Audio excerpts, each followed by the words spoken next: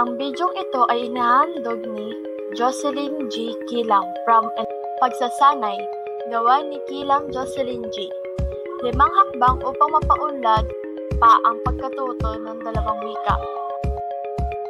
Unang hakbang, pag-aaral ng wika. Aaralin ng dalawang kinakailangang wika.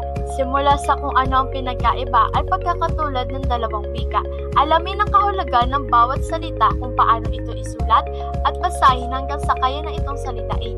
Gumamit ng mga libro upang pandagdag kaalaman tungkol sa wika. Pangalawang hakbang, pagsasaliksik.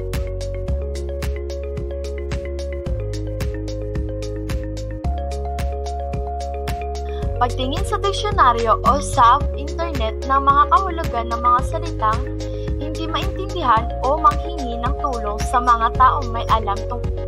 Pangatlong hakbang, pag-obserba.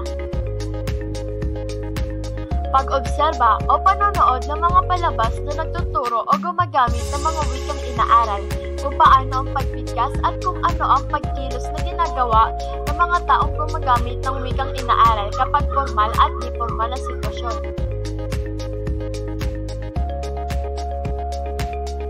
Ika-4 na hakbang, pakikipag-usap gamit ang wika. Paggamit ng dalawang wikang inaaral upang mas lalong mahasa ang kakayahan sa paggamit nito o pagsalita nito.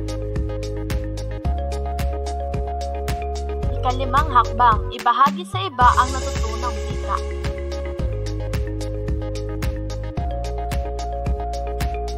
Ituro o ibahagi sa iba ang wikang natutunan.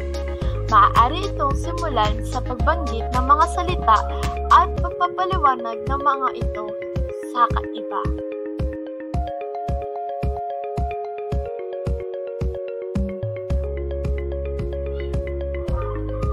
Bago magkaroon ng reunion ang aming pamilya, sinabihan kami darating ang malayo naming kamag-anak na nakatira sa Japan. Pinaalalahanan kami ng mga magulang namin na kailangan namin aralin ang lengguwahe nila upang maintindihan namin ang mga pinsan namin. At dahil sa kakanood ng anime, may alam na ako sa pagsasalita ng wika ng Japan.